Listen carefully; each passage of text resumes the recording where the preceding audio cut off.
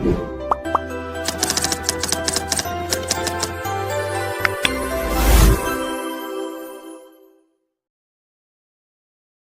Everyone, welcome to learn easy maths classes. आज इस video में मैं आपको concept of sets revision exercise के क्वेश्चंस कराऊंगा। In the previous video I explained you exercise number 1B। अगर आपने वो वीडियो नहीं देखी है तो लिंक आपको डिस्क्रिप्शन बॉक्स में मिल जाएगा। So without wasting a time let's begin. First question है, which of the following collection is a set. तो हमें यहाँ पर पता करना है कि यहाँ पर जो ये पार्ट्स दिए हैं वो सेट है या नहीं।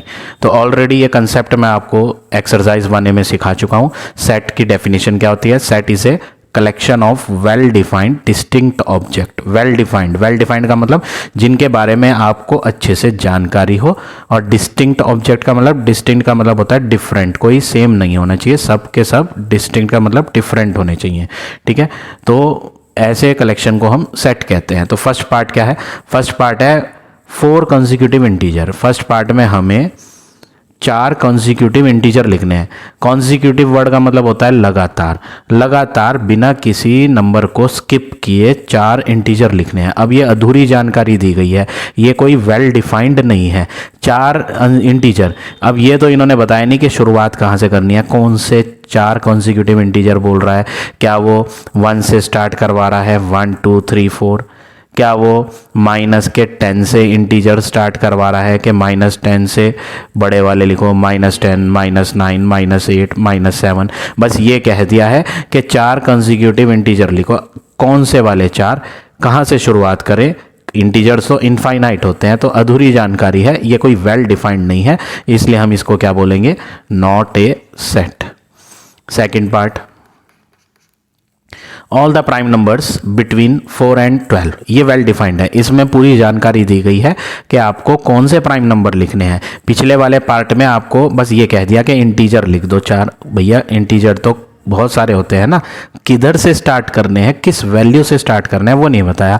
यहाँ पर बता रखा है 4 से 12 के बीच वाले प्राइम नंबर लिखने हैं, वो तो सबको पता है। प्राइम नंबर क्या होते हैं? प्राइम नंबर वो होते हैं जो 1 या इटसेल्फ खुद से डिवाइड होते हैं। ठीक है ना, तो फर्स्ट प्राइम नंबर 2 होता है, लेकिन हमें 4 से आगे वाले लिखने हैं। तो 5 हो गया, फिर 7 हो गया, फिर 11 हो गया। ये 3 प्राइम नंबर है जो किसी टेबल में नहीं आते, सिर्फ अपने टेबल में आते हैं या 1 में, और ये 4 और 12 के बीच वाले भी हैं। तो हमने इसका आंसर दे दिया है क्योंकि ये वेल डिफाइंड था और सारे के सारे डिस्टिंक्ट हैं, डिफरेंट है। तो आप क्या लिखोगे? Yes, it is a set. तो इस तरह से आपको ये फर्स्ट क्वेश्चन के दोनों पार्ट करने हैं। अब आ जाते हैं नेक्स्ट क्वेश्चन पे।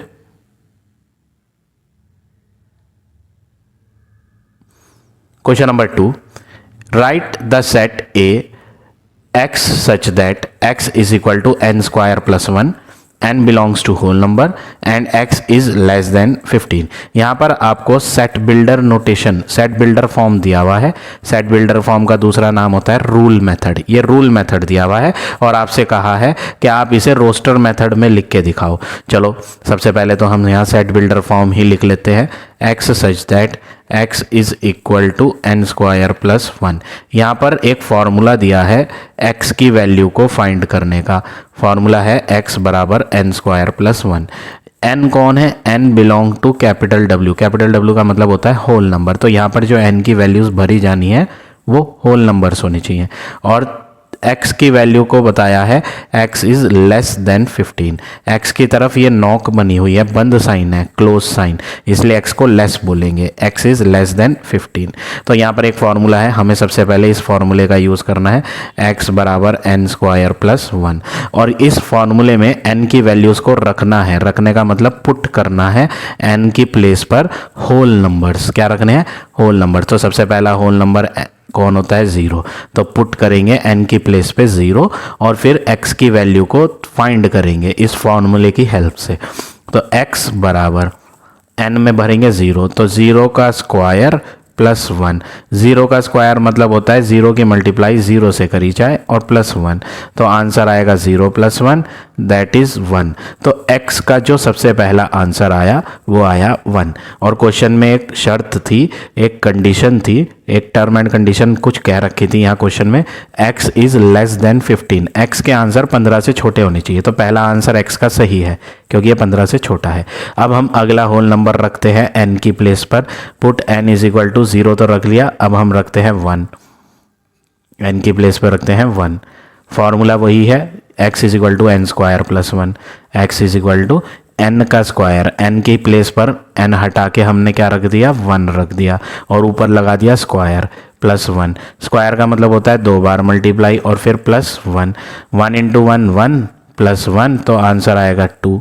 ये भी 15 से छोटा है, x की वैल्यू 15 से छोटी वाली लेनी थी, ठीक है ना। अब अगली वैल्यू पुट करते हैं।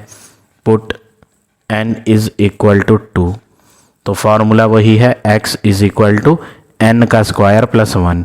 n में भर देंगे 2, तो 2 का स्क्वायर प्लस 1। 2 का स्क्वायर होता है 2 इंटू 2 4, 4 प्लस 1 5। ये भी 15 से छोटा है।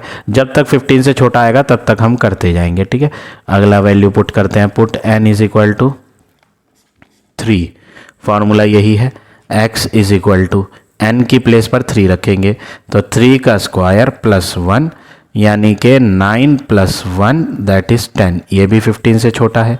नेक्स्ट n भरते हैं, n is equal to 4। Whole number ले रहे हैं, 0 लिया था n में, 1 लिया था, 2 लिया था, 3 लिया। अब नेक्स्ट होल नंबर 4 लेंगे।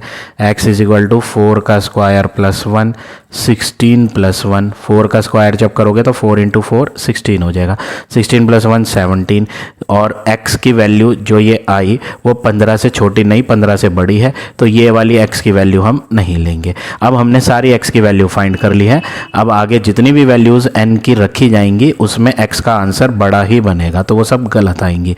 तो अब हम सेट A को रोस्टर टैब्यूलर फॉर्म में लिख के दिखा देते हैं। सबसे पहला x का आंसर 1 आया, फिर दूसरा आंसर 2 आया, फिर 5 आया और फिर 10। ये सब x के आंसर आए थे। सेट A हो गया ये, ठीक है। अब आगे कहा है इन्होंने fill in the blanks with belong to और नॉट बिलोंग टू। तो belong to not belong to fill करना है। 11-A, 11 क्या A सेट के अंदर आ रहा है? नहीं, हमारे A सेट के अंदर आ रहे हैं 1 2 5 और 10। 11 तो नहीं है, तो इसमें बिलोंग टू को कट करना है, ये कहलाएगा not belong to. 11 not belong to A। Second part 5-A, क्या 5 बिलोंग करता है A को? हाँ, A के अंदर 5 आ रहा है तो इसमें बिलोंग टू का सिंबल आएगा। थर्ड पार्ट 17-A, 17-A, तो 17 को देखेंगे तो 17 इसमें आपको नज़र नहीं आएगा, तो इसमें लिखेंगे नॉट बिलोंग टू, ठीक है। अब लास्ट पार्ट फोर्थ 10-A, क्या 10 A सेट के अंदर है? हाँ, दिख रहा है, तो हम इसे लिखेंगे बिलोंग टू। तो ये हो गया आपका फाइनल आंसर क्वेश्चन नंबर 2 का। अब आ जाते हैं नेक्स्ट क्वेश्चन पे। Question number 3, right the set P of natural number. वो कह रहा है आपको एक सेट P बनाना है। P is equal to, set के लिए कर्ल ब्रैकेट यूज होती है, ठीक है ना। एक सेट P बना के दिखाना है जिसमें नेचुरल नंबर होने चाहिए और लेस देन 11 होने चाहिए। नेचुरल नंबर 11 से छोटे, टैब्यूलर में भी लिखना है और सेट बिल्डर में भी, दोनों में लिख के दिखाना है। तो चलो पहले हम टैब्यूलर फॉर्म में लिख लेते हैं। टैब्यूलर फॉर्म में हमें सारे नंबर्स लिख के दिखाने पड़ेंगे, नेचुरल नंबर जो 11 से छोटे होते हैं। तो 11 से छोटे नेचुरल नंबर कौन है? 1 2, नेचुरल नंबर 1 से स्टार्ट होते हैं। 1 2 3 4 5 6 7 8 9 10, ये सारे के सारे नेचुरल नंबर 11 से छोटे वाले हैं, ठीक है। ये कौन सा फॉर्मेट हो गया? ये हमने लिख दिया टैब्यूलर फॉर्म, टैब्यूलर फॉर्म। अब हम सेट बिल्डर फॉर्म भी लिख लेते हैं। P ही सेट के लिए set builder form X such that, set builder में हमें प्रॉपर्टी लिखनी होती है, common property. X such that X belong to natural number capital N। ये सब के सब X की वैल्यू जो है वो कौन है? नेचुरल नंबर वाली वैल्यूज़ हैं, तो X बिलोंग टू हो गया N। फिर ये सारी की सारी वैल्यूज़ हमने 11 से छोटी वाली लिखी थी, तो x की सारी values less than 11, less than के लिए क्लोज नॉक वाला साइन बनाया, ठीक है, एक्स की तरफ बंद साइन है, एक्स इज लेस देन 11। ये जो हमने फॉर्मेट लिखा ये फॉर्मेट कहलाएगा set builder, this is set builder form. तो दोनों फॉर्मेट लिख दिए हैं हमने। अब आगे क्वेश्चन में क्या था वो पढ़ लेते हैं। Is P a finite set? Yes, P is finite set. कैसे पता चला कि ये फाइनाइट है? यहां पर पी के अंदर लिमिटेड वैल्यूज लिखी हुई हैं, हम इनको आराम से गिन सकते हैं। जब ये काउंटेबल वैल्यूज हैं तो ये फाइनाइट सेट कहलाएगा, ठीक है। वो कह रहा है अगर फाइनाइट है तो आप कार्डिनल नंबर पी का भी फाइंड करो, एन ब्रैकेट पी, यानी cardinal number of P set. तो कितनी चीज़ें भरी हुई हैं पी के अंदर? अगर आप इन्हें गिनोगे 1 2 3 4 5 6 7 8 9 10, 10 चीज़ें लिखी हुई हैं। Number of things in the set P R 10, so the cardinal number of P set is 10। तो ये हो गया आपका क्वेश्चन नंबर 3। अब देखिए next question 4। Classify the following into finite, infinite और एम्प्टी। आपको बताना है कि ये फाइनाइट सेट है, इनफाइनाइट है या एम्प्टी सेट है। फर्स्ट पार्ट देखें, प्राइम नंबर्स बिटवीन 13 एंड 17, 13 से 17 के बीच वाले प्राइम नंबर लिखने हैं। प्राइम वो होते हैं जो किसी भी टेबल में नहीं आते। तो हम यहाँ पर जो सेट बनाएंगे उसको देखना है कि वो किस टाइप का सेट होगा। पहले तो हम चीज़ें लिख के देखते हैं जो वो कहना चाह रहा है। वो कह रहा है प्राइम नंबर लिख के दिखाओ 13 से 17 के बीच में, मतलब जो अपने ही टेबल से कटते हैं 13 और 17 के बीच में। 13 और 17 के बीच में एक तो 14 आता है, 14 तो बहुत सारे टेबल से कटता है, 14 प्राइम है ही नहीं। 15 वो भी प्राइम नहीं होता क्योंकि वो 5 के टेबल में आता है, 3 के टेबल में आता है। प्राइम तो अपने ही टेबल में आते हैं या 1 में। 16 वो भी बहुत सारे टेबल में आता है। तो 13 और 17 के बीच में आने वाले 14, 15, 16 ये 3 ही नंबर हैं, लेकिन वो प्राइम होते ही नहीं। तो यानी यहाँ पर जो है कर्ल ब्रैकेट के अंदर एक भी एलिमेंट नहीं आएगा। इस सेट को एम्प्टी सेट बोलेंगे। क्या बोलेंगे? It is an empty set, it is an empty set. ये हो गया आपका part number first. Part number second देखें, the set of natural number which are multiples of 11। आपको नेचुरल नंबर लिख के दिखाने हैं जो 11 के टेबल वाले हों, नेचुरल नंबर 11 के टेबल वाले। चलो जी लिख के दिखा देते हैं नेचुरल नंबर 11 के टेबल वाले। 11 1 जा 11, 11 2 जा 22, 11 3 जा 33, ठीक है। ऐसे हम लिखेंगे टेबल। इन्होंने ये कह दिया कि बस नेचुरल लिखो। नेचुरल की पहचान तो ये होती है कि 1 से बड़े होते हैं, प्लस वाले होते हैं सारे वो, ठीक है ना। तो हम लिख रहे हैं 11 के टेबल वाले, लेकिन ये नहीं बताया कि कहाँ तक लिखें, बस ये कह दिया कि 11 के टेबल का लिखो। तो 11 का टेबल तो बहुत ज़्यादा तक आता है। हमने लर्न 11 10 जा 110 तक किया हुआ है, लेकिन टेबल तो उसके आगे भी होता है। 11 11 जा भी होता है, 11 12 जा भी होता है, 11 100 जा भी होगा, 11 1000 भी होगा। मतलब 11 का टेबल आप जितना मर्जी चाहे लिख लो, ये तो आता ही रहेगा। तो हम इसको क्या बोलेंगे? It is infinite set. ये कैसा सेट है? It is infinite set. तो सेकंड पार्ट का आंसर हो गया इनफाइनाइट। अब आ जाते हैं नेक्स्ट पर।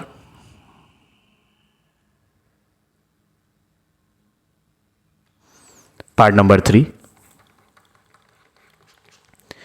एक सेट P है और इसमें हमें लेटर्स लिखने हैं जो वर्ड एग्जामिनेशन के अंदर आ रहे हैं।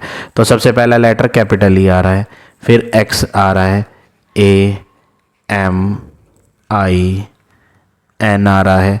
N के बाद जो A आया है वो रिपीट हो गया, हमें तो बस एक ही बार लिखना होता है। कोई नया लेटर जो आएगा वो लिखेंगे, ये तो रिपीट हो गया। T I रिपीट हो गया, O नहीं आया तो O लिख लेते हैं, N रिपीट हो गया, ठीक है। तो ये हो गया P सेट। अब क्वेश्चन में था कि फाइनाइट है, इनफाइनाइट है या एम्प्टी है। आप इसको गिन सकते हो आराम से। कार्डिनल नंबर P सेट का लिख के बता सकते हो गिनकर, 1 2 3 4 5 6 7 8। कितनी चीज़ें आ रही हैं? 8 चीज़ें। तो जब ये काउंटेबल है तो इसको क्या बोलेंगे? It is finite set. ये कैसा सेट है? Finite set. लास्ट पार्ट देखें, एक सेट A बनाना है जिसमें होल नंबर्स लिखने हैं, x की वैल्यू होल नंबर होनी चाहिए। और एक टर्म एंड कंडीशन दी है कि 4x-3 करने पे आंसर छोटा आएगा 0 से। 4x-3 की तरफ ये बंद साइन है तो लेस कहलाएगा। 4x-3 इज़ लेस देन 0, ठीक है ना। तो आपको इसको सॉल्व करना है। सबसे पहले देखो माइनस का 3 इधर ले आओ आप। माइनस का 3 जब उधर जाएगा ना तो 0 के आगे जाके प्लस का 3 हो जाएगा और 0 + 3 होगा 3। फिर 4 जो मल्टीप्लाई में है वो उधर डिवाइड में जाएगा तो x इज़ लेस देन 3/4, ठीक है। x की वैल्यू 3/4 से छोटी है। अब आपको नेक्स्ट वर्क क्या करना है? नेक्स्ट वर्क आपको ये करना है कि आप यहाँ इसको डेसिमल में कन्वर्ट कर लो, या मिक्स्ड में तो ये होगा नहीं, डेसिमल में ही करना पड़ेगा। तो जब आप इसको डिवाइड करोगे ना रफ में, 4 के टेबल से 3 को डिवाइड करोगे तो सबसे पहले पॉइंट लगा के 0 लेना पड़ेगा। 4 7 जा 28, रिमाइंडर 2 बचेगा। डेसिमल ले ही रखा है तो एक 0 लगा सकते हैं। 4 5 जा 20, तो आप देखेंगे आंसर आ रहा है 0.75। तो x इज़ लेस देन 0.75, ये आया सॉल्व करके। तो हमें x की वैल्यू 0.75 से छोटी वाली लेनी है और होल नंबर होना चाहिए। तो 0.75 से छोटा होल नंबर आता है 0, तो सेट A के अंदर 0 आएगा। अब आप कहेंगे जी सर 0.75 से छोटा 0 कैसे? उसके लिए आप नंबर लाइन से समझें। नंबर लाइन पे 0 यहाँ होता है और 0 के आगे होता है 1, 1 के आगे होता है 2, ऐसे होता है। 0 और 1 के बीच में ना इनफाइनाइट वैल्यूज़ होती हैं, लेकिन आपने स्केल देखा है, स्केल में ना डिविजन्स बने रहते हैं, उससे समझ लो तो आपको थोड़ा सा आसानी से समझ आ जाएगा। देखो ये 0 है, 0 के आगे जो ये छोटा सा डिवीजन बना होता है स्केल पर, ये होता है 0.1 का।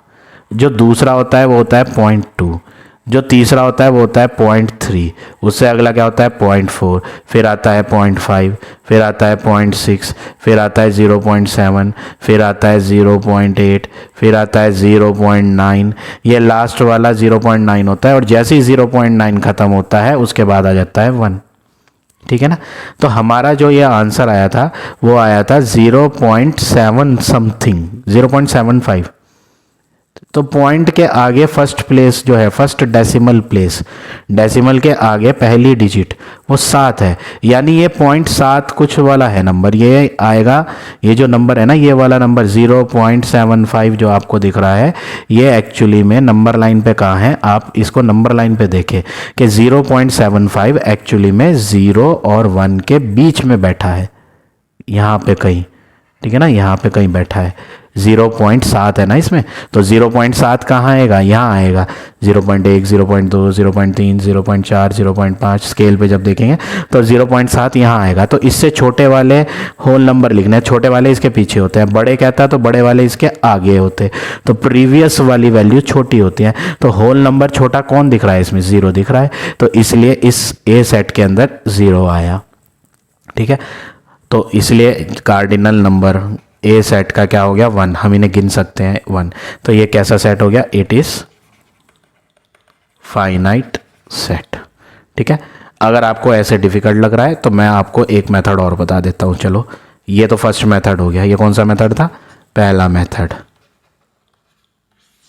मैं आपको एक मेथड और बता देता हूँ। दूसरा मेथड ये है कि आप पहले तो लिखो 4x-3 is less then 0। x की वैल्यू होल नंबर इसके अंदर रख के देखो, पुट करो। सबसे पहला होल नंबर x की जगह पे क्या भरोगे? 0। सबसे पहला होल नंबर 0 होता है, तो हम यहाँ 0 रखेंगे। 4 के आगे कोई सिंबल नहीं है, तो मल्टीप्लाई x हटा के 0 लोगे, फिर -3 करोगे और फिर इनको सॉल्व करोगे और चेक करोगे कि लेस देन 0 है या नहीं। चलो चेक करते हैं। 4 × 0 क्या होता है? 0, -3। 0 में से जब 3 माइनस किया जाएगा, जब कभी भी 0 में से कुछ वैल्यू माइनस करते हैं तो आंसर माइनस का बनता है। या फिर ऐसे याद रख लो कि एक नंबर 0, एक नंबर 3, 0 तो कुछ होता ही नहीं, 0 इज़ नथिंग, 0 को छोड़ दो, ये -3 बचा तो -3 आंसर हो गया। क्या -3 0 से छोटा होता है? यस। माइनस की तो सारी ही वैल्यू 0 से छोटी होती है। प्लस वाली सारी वैल्यू ज़ीरो से बड़ी होती हैं। तो ये माइनस का नंबर है तो ज़ीरो से छोटा है ना, हाँ, यानी x का जो पहला आंसर करेक्ट है वो कौन है, ज़ीरो। x की सही वैल्यू पहली ज़ीरो है। अब चलो और रख लेते हैं, होल नंबर रखने थे, पहला होल नंबर ज़ीरो रखा था, अब दूसरा होल नंबर रख लेते हैं, ज़ीरो के बाद आता है 1। तो इसी फॉर्मूले में x की प्लेस पे 1 रखते हैं, 4 मल्टीप्लाई 1 फिर -3, तो 4 इंटू 1 होगा 4, 4 मल्टीप्लाई 1, सॉरी 4 डॉट यहाँ पे कोई साइन नहीं था तो मल्टीप्लाई, 4 मल्टीप्लाई 1 4 हो गया, फिर -3 करेंगे और जब 4 में से 3 माइनस करेंगे तो आंसर क्या आएगा, 1 आएगा। 4 में से 3 जाके 1 आएगा। अब क्वेश्चन ये था कि जब इसे सॉल्व करें तो 0 से छोटा होना चाहिए। क्या 1 0 से छोटा है, नहीं, 1 तो 0 से बड़ा होता है, यानी ये वैल्यू x की गलत है। अब हम आगे और जितनी मर्जी वैल्यू x की रख ले वो सब गलत आएंगी, सब में आंसर 0 से बड़ा आएगा। तो करेक्ट आंसर आपका एक ही है x का, वो है x बराबर 0। इसीलिए यहाँ पर सेट A के अंदर एक ही एलिमेंट आया 0। ठीक है, तो इस तरह से आप ये पार्ट नंबर 4 करेंगे। अब आ जाते हैं नेक्स्ट पर।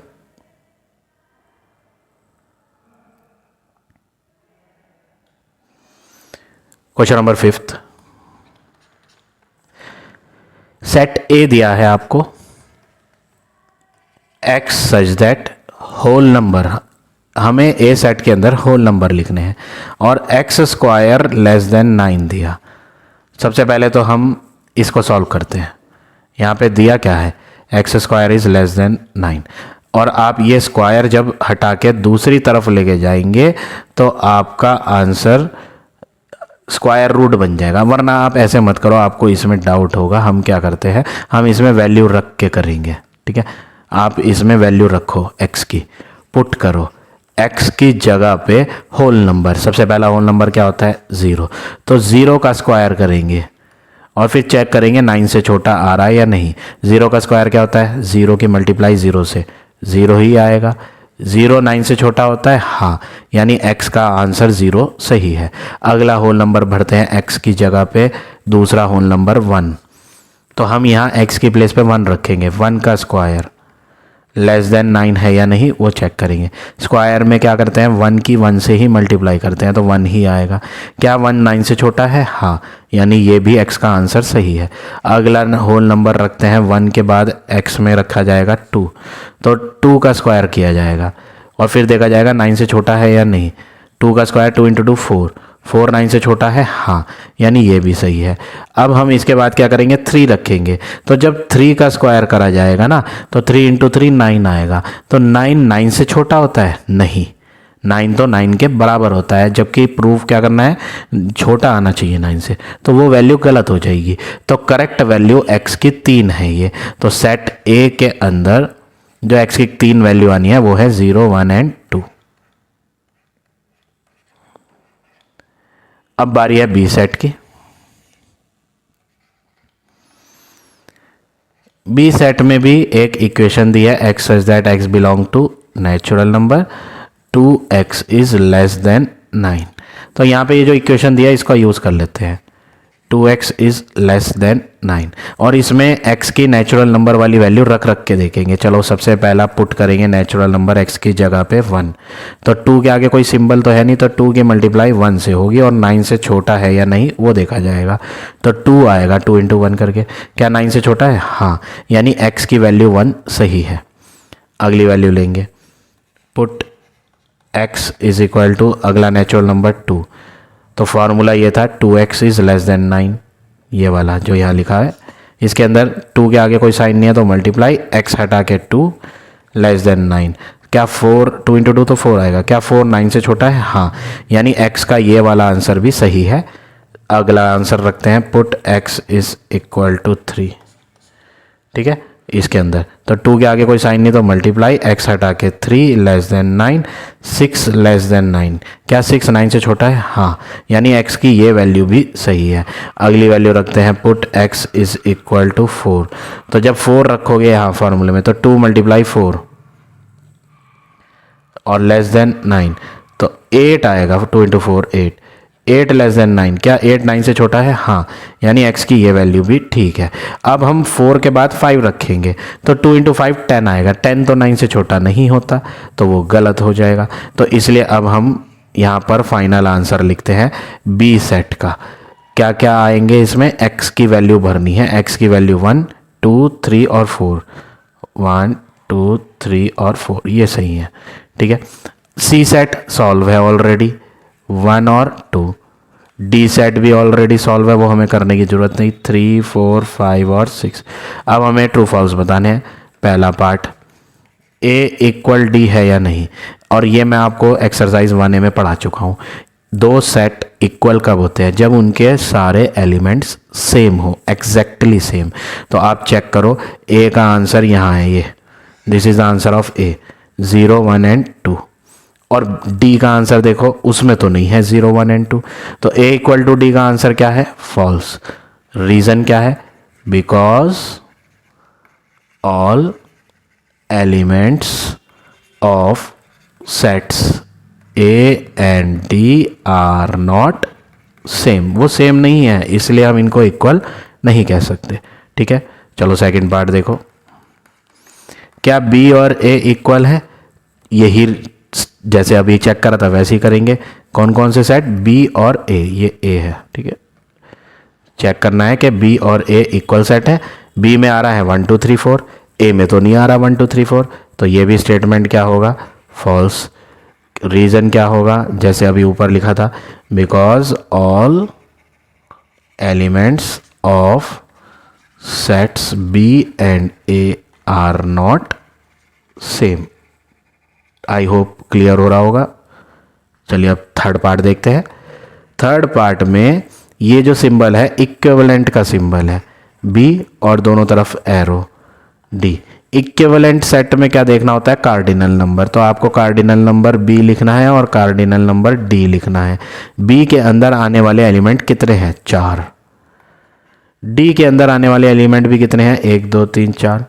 तो दोनों का कार्डिनल नंबर क्या है? इक्वल है। तो आप क्या लिखोगे? It is true. ये वाला स्टेटमेंट ट्रू है क्योंकि कार्डिनल नंबर दोनों के सेम है। फोर्थ पार्ट, क्या सी और डी इक्वल सेट है? क्वेश्चन में ये पूछा है कि क्या सी और डी इक्वल है। सी में आ रहा है 1 और 2, डी में कहाँ आ रहा है 1 और 2? नहीं आ रहा, तो फॉल्स है। क्या है? फॉल्स। और रीजन क्या है? Because all elements of sets C and D are not same. Fifth part भी बिल्कुल ऐसे ही देखेंगे, तो आप ये खुद ट्राई करना। ठीक है, मैं ऐसे ही ओरली बता देता हूँ आपको। बी और सी इक्वल सेट है।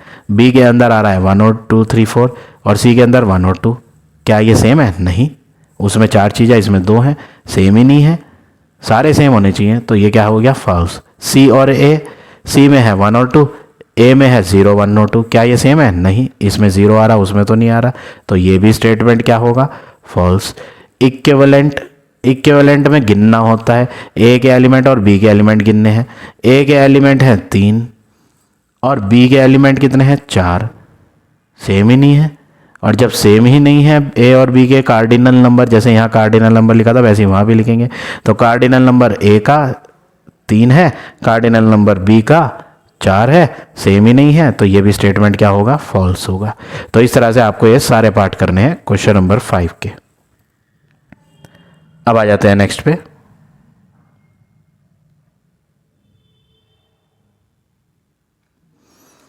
Question number 6। क्वेश्चन है, if A is equal to, यहां पर आपको सेट ए दिया हुआ है, X such that X belong to natural number and 2x is less than 11।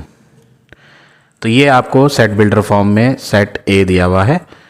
आपको पहले तो इसे सॉल्व करना है और सेट ए को टेबुलर फॉर्म में लिखना है। तो यहाँ पर आपको एक इक्वेशन दी है 2x इज़ लेस देन 11। सबसे पहले इसका यूज़ करेंगे हम।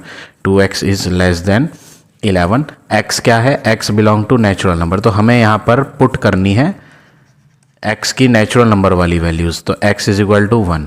तो सबसे पहले हम यहाँ x की प्लेस में 1 पुट करेंगे। 2 आगे कोई सिंबल नहीं है तो मल्टीप्लाई, x हटा के क्या आएगा? 1। लेस देन 11, तो 2 इंटू 1 तो होता है 2, लेस देन 11। तो हमें चेक करना है क्या जो 2 है वो 11 से छोटा है। हाँ, ये स्टेटमेंट करेक्ट है, यानी ये जो x की वैल्यू हमने पुट करी है ये सही है। अगला नेचुरल नंबर पुट करेंगे, put x is equal to 2, natural number 2 put करेंगे। तो यहाँ पर जो x है 2 के आगे, इसके प्लेस पर x की प्लेस पे 2 लिखना है। अब तो 2 के आगे कोई सिंबल नहीं था तो मल्टीप्लाई लगाया यहाँ पर, 2 मल्टीप्लाई x हटा के 2 less than 11, 4 is less than 11। क्या 4 11 से छोटा है? हाँ, यानी x की सेकंड वैल्यू भी करेक्ट है। अगली वैल्यू डालेंगे, put x is equal to 3, next natural number 3 होता है, तो हम यहाँ x की प्लेस पे 3 रखेंगे। तो 2 multiply 3 is less than 11, 6 is less than 11। हाँ, ये भी करेक्ट है, 6 11 से छोटा है, तो ये x की वैल्यू सही है। अगली वैल्यू पुट करेंगे, put x is equal to 4, तो जहाँ पर x है वहाँ पे 4 रखेंगे, तो 2 मल्टीप्लाई 4 बन जाएगा। और फिर चेक करेंगे 11 से लेस है या नहीं, तो 8 आएगा, 8 इज़ लेस देन 11। हाँ, ये स्टेटमेंट भी करेक्ट है, तो x की वैल्यू 4 सही है। अगली वैल्यू पुट करेंगे, put x is equal to 5, तो जब आप 5 पुट करोगे यहाँ पर x की प्लेस पे, तो 2 मल्टीप्लाई 5 बनेगा और लेस देन 11, तो 2 मल्टीप्लाई 5 क्या होता है 10, 10 लेस देन 11। क्या 10 11 से छोटा है? हाँ, ये x का आंसर जो 5 है वो भी सही है। अब जैसे ही आप यहाँ x की प्लेस पे 6 रखोगे तो 2 इंटू 6 12 आएगा, जो कि 11 से छोटा नहीं है, बड़ा है। तो आगे की सारी वैल्यूज़ अब गलत आने वाली हैं, तो हम बस इतना ही करेंगे और अब फाइनली सेट A को लिख कर दिखा देंगे। A सेट टेबुलर फॉर्म में करेक्ट आंसर x के 1 आए, 2 आया, 3 4 5, ये करेक्ट वैल्यू है x की, तो हम लिख देंगे A is equal to 1 2 3 4 and 5। ये हमने टेबुलर फॉर्म में लिख दिया सेट A को। अब बारी है B सेट की, तो B सेट हमें क्या दिया था, x such that x is an odd natural number, odd natural number and x is less then 10, x की वैल्यू 10 से लेस भी है, ऐसा क्वेश्चन में दिया है। तो हमें ऑड नेचुरल नंबर लिखने हैं जो 10 से छोटे होते हैं। तो ऑड नंबर आप सबको पता है, ऑड किन को कहते हैं, ऑड वो होते हैं जो 2 के टेबल में नहीं आते। तो नेचुरल वाले ऑड नंबर लिखने हैं, तो सबसे पहले 1 2 के टेबल में नहीं आता, ऑड भी है और नेचुरल, 3 5 7 9, ये सब ऑड नेचुरल नंबर है, 10 से छोटे लिखने थे तो बस यहीं तक लिखेंगे। ठीक है, तो ये हो गया टेबुलर फॉर्म में बी। तो फर्स्ट पार्ट यही था, तो हमने यहाँ फर्स्ट पार्ट करके दिखा दिया। सेट ए को टेबुलर फॉर्म में मांगा था फर्स्ट पार्ट में, तो वो हमने लिख दिया 1 2 3 4 5। ये बी को टेबुलर फॉर्म में मांगा था, तो वो भी हमने लिख दिया 1 3 5 7 एंड 9। तो फर्स्ट पार्ट ओवर हो गया है। सेकेंड पार्ट क्या है, कार्डिनल नंबर ए। आपको कार्डिनल नंबर ए सेट का फाइंड करना है। तो कार्डिनल नंबर ए फाइंड करने के लिए आप सारे एलिमेंट्स ए के काउंट करोगे, ये 5 चीज़ें हैं। तो कार्डिनल नंबर ए का क्या हो गया 5। थर्ड पार्ट में कार्डिनल नंबर बी का फाइंड करना है। तो बी में कितने एलिमेंट्स हैं 1 2 3 4 5, इसमें भी 5 एलिमेंट्स आ रहे हैं।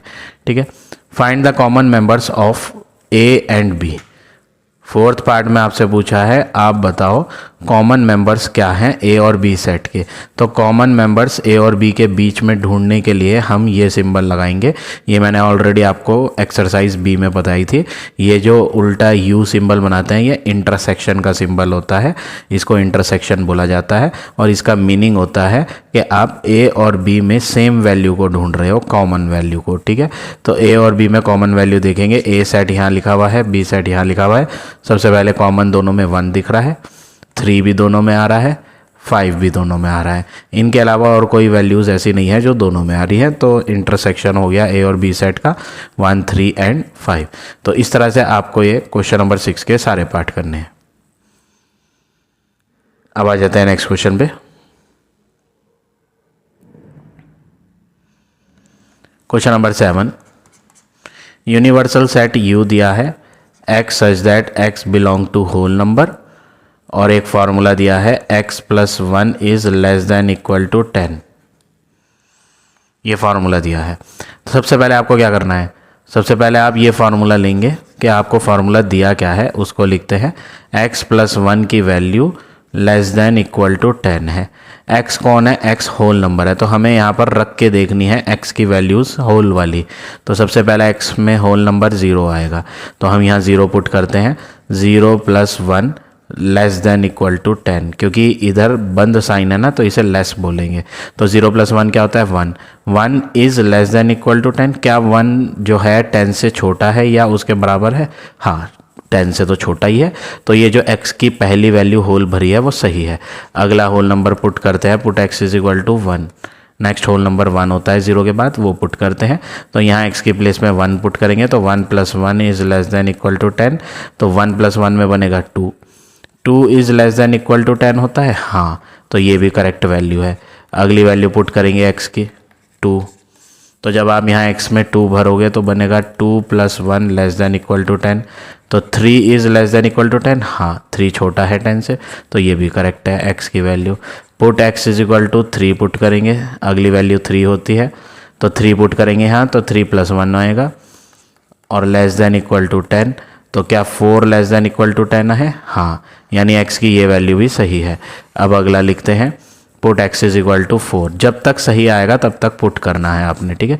x की 4 वैल्यू भरते हैं, तो 4 + 1 बनेगा यहाँ, और फिर देखेंगे लेस देन इक्वल टू 10 है या नहीं। तो आंसर 5 आ रहा है। 5 छोटा होता है 10 से, हाँ, यानी ये भी सही है x का आंसर।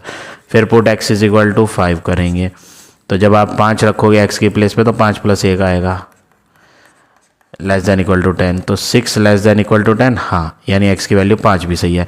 ऐसे ही आप करते जाओगे, put x is equal to 6 भी रखोगे, तो 6 + 1 करेंगे और फिर चेक करेंगे 10 से छोटा है या नहीं। 7 आएगा, वो भी 10 से छोटा है, तो ये भी सही है।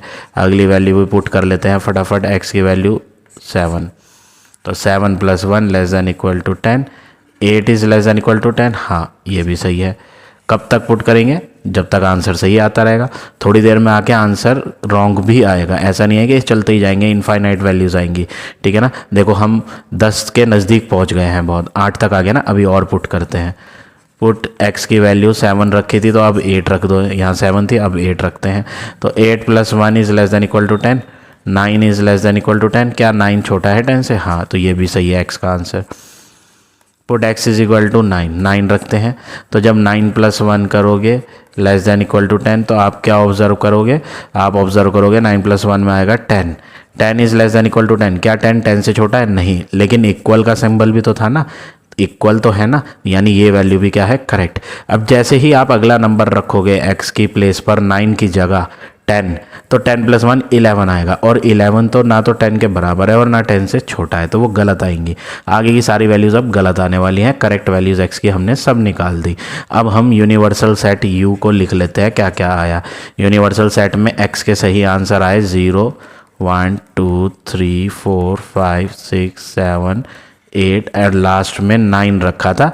बस यहाँ तक सही आई है यूनिवर्सल सेट में, ठीक है। अब एक सेट ए दिया है, ए सेट में है 1, 3 और 9, और कोई सेट नहीं है, बस ये दो ही हैं। अब वो कह रहा है वेन डायग्राम बनाओ। सबसे पहले यूनिवर्सल सेट के लिए आप एक रेक्टेंगुलर बॉक्स बनाओगे। सबसे पहला काम यूनिवर्सल सेट के लिए क्या बनाया जाएगा?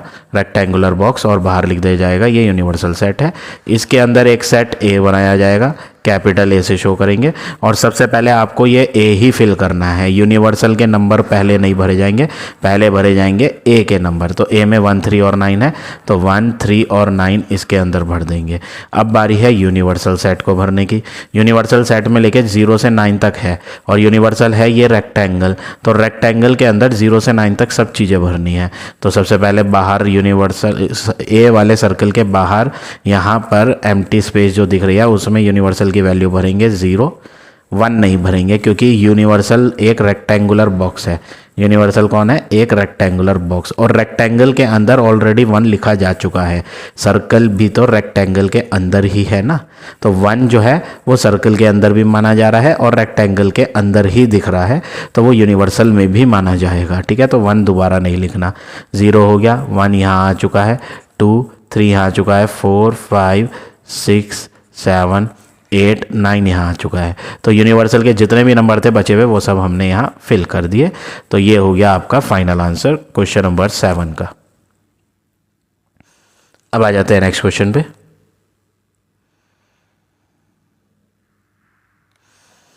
क्वेश्चन नंबर 8, एक सेट ए दिया है, स्मॉल लेटर्स हैं ए बी सी एम और एन।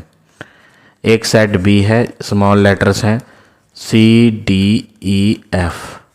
एक सी सेट है, स्मॉल लेटर है एम एन और पी। वेरीफाई करना है A and B are overlapping set. First part में प्रूव करना है कि ओवरलैपिंग सेट है ए और बी। तो ओवरलैपिंग है या नहीं, उसके लिए हमें ए इंटरसेक्शन बी निकालना पड़ेगा। ये मैंने आपको ऑलरेडी एक्सरसाइज 1B में सिखाया था कि ओवरलैपिंग का मीनिंग क्या होता है। ओवरलैपिंग सेट ऐसे सेट होते हैं जिनमें कुछ ना कुछ कॉमन आता है, इंटरसेक्शन कुछ ना कुछ आए, वो ओवरलैपिंग सेट होते हैं। ठीक है, तो हम यहाँ ए इंटरसेक्शन बी निकालेंगे। तो आप देखोगे ए और बी सेट के अंदर जो सेम है, एक तो सी आ रहा है, सी दोनों में है, और ए तो दोनों में नहीं है, बी भी नहीं है, सी था, एम भी नहीं है, एन भी नहीं है, बस एक ही चीज़ है। तो एम्प्टी सेट तो ये है नहीं, क्योंकि एटलीस्ट एक एलिमेंट तो आया ना। तो हम यहाँ लिखेंगे it is not an empty set, it is not an empty set, so A and B are overlapping. इसलिए हम इनको ओवरलैपिंग बोलेंगे, क्योंकि ये एम्प्टी सेट नहीं है। अगर एम्प्टी आता है तो वो डिसजॉइंट कहलाते हैं। ठीक है, सेकंड पार्ट देखो, B and C are disjoint set. Disjoint prove करने के लिए बी और सी का इंटरसेक्शन निकालो। तो आप देखोगे बी और सी के अंदर एक भी एलिमेंट सेम नहीं है, तो इसके अंदर कुछ भी नहीं आएगा। क्यों नहीं आएगा? क्योंकि कुछ सेम है ही नहीं। इंटरसेक्शन का मतलब सेम होता है। तो हम क्या लिखेंगे, it is an empty set. जब हमने इंटरसेक्शन निकाला तो जो आंसर बना वो एम्प्टी सेट बना, इसलिए बी एंड सी क्या है, disjoint set. B and C are disjoint sets. अब देखिए part number 3, A and C are overlapping prove करने हैं। तो ए और सी का इंटरसेक्शन निकालेंगे। ए ये एलिमेंट है और सी में ये है, कुछ ना कुछ सेम तो है ही इसमें। एक तो m दोनों में आ रहा है और एक n दोनों में आ रहा है, तो एटलीस्ट 2 एलिमेंट्स तो इसके अंदर कॉमन आए ना दोनों सेटों के अंदर। तो ये एम्प्टी सेट तो है नहीं, हम लिख देते हैं it is not an empty set. और जब एम्प्टी नहीं होता तो दोनों set A and C are, so A and C are overlapping set. ऐसे सेट्स को हम ओवरलैपिंग सेट्स कहते हैं।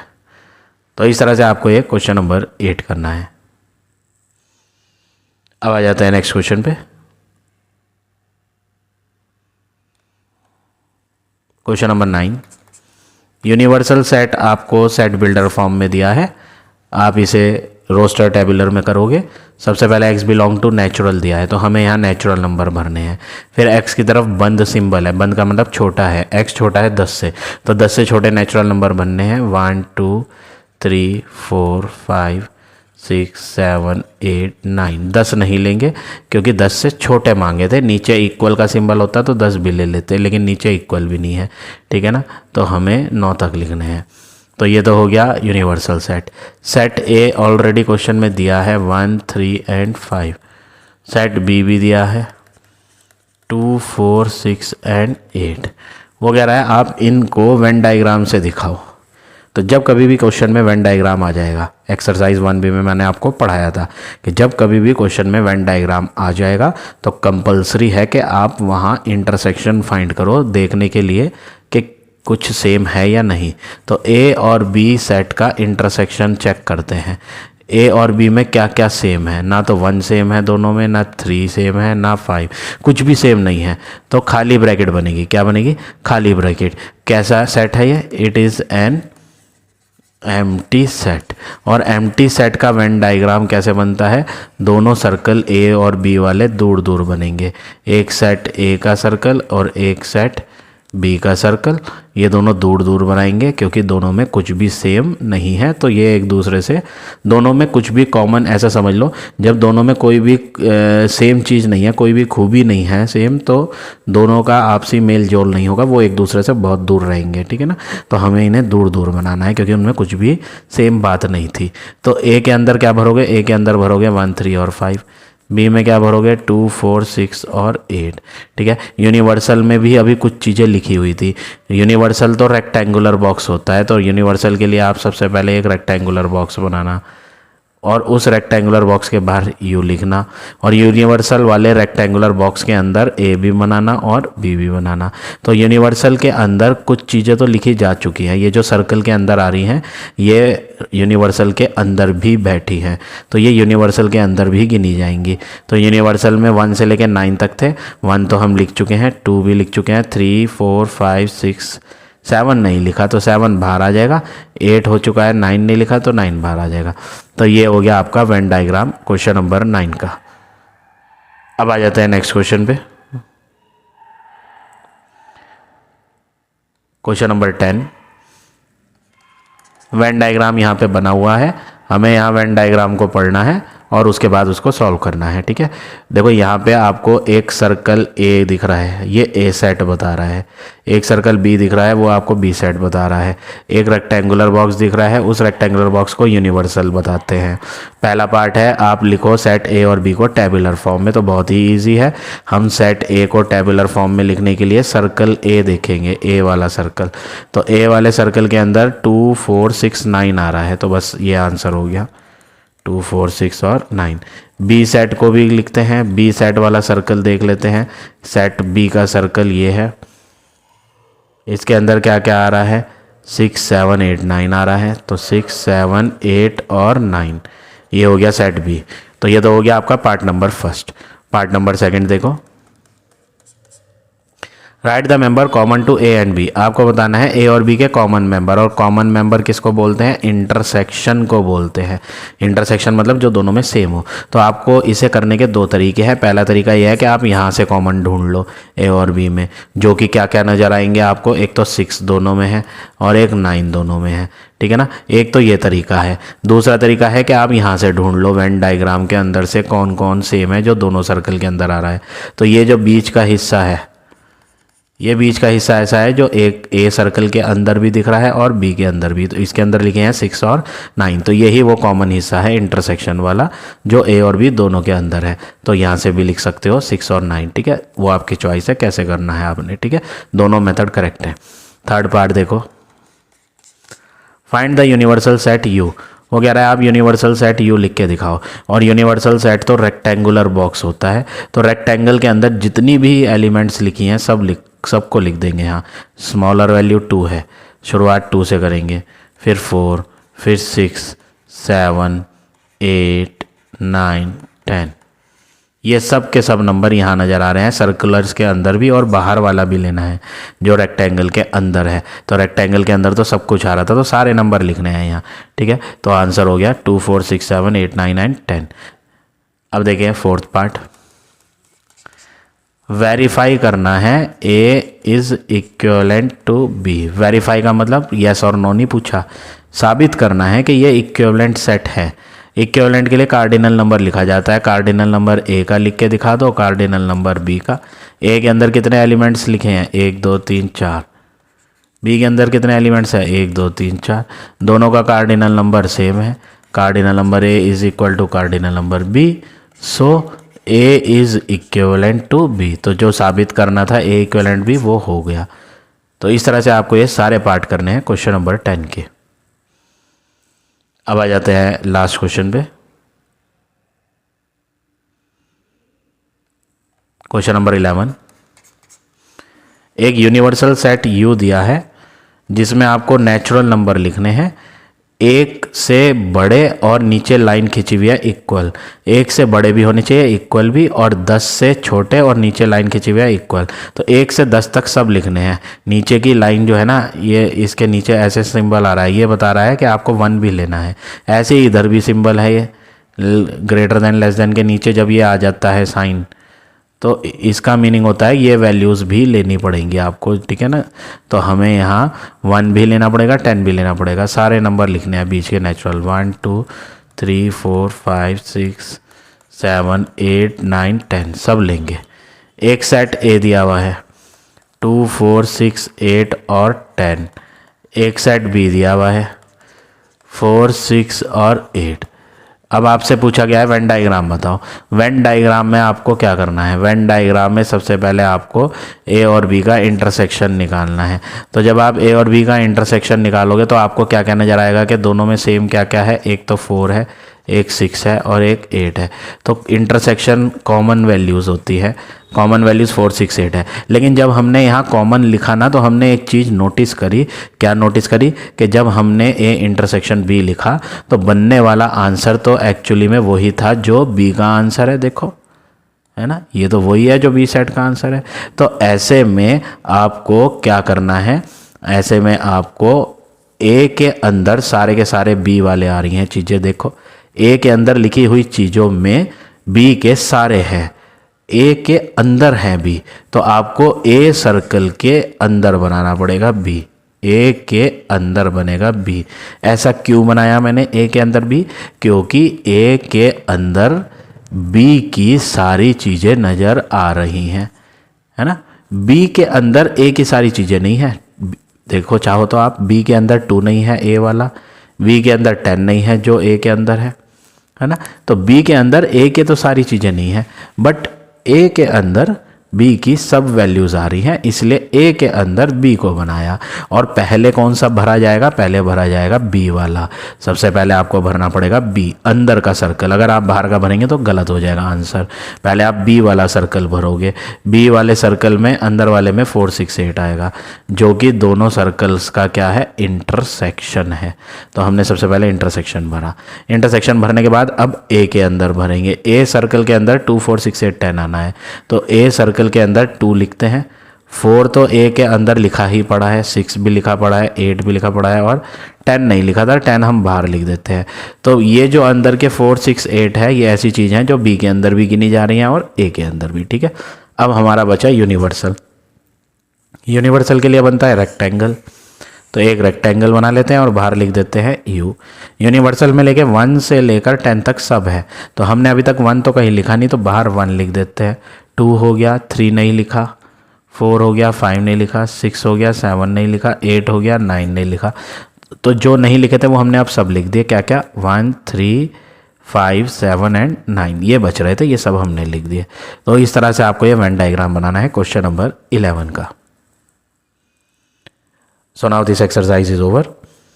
आई होप आज का पढ़ाया हुआ टॉपिक आप सबको समझ आ गया होगा। If you like my way of teaching then please like, comment और शेयर जरूर करें। In the next video I will give you next exercise.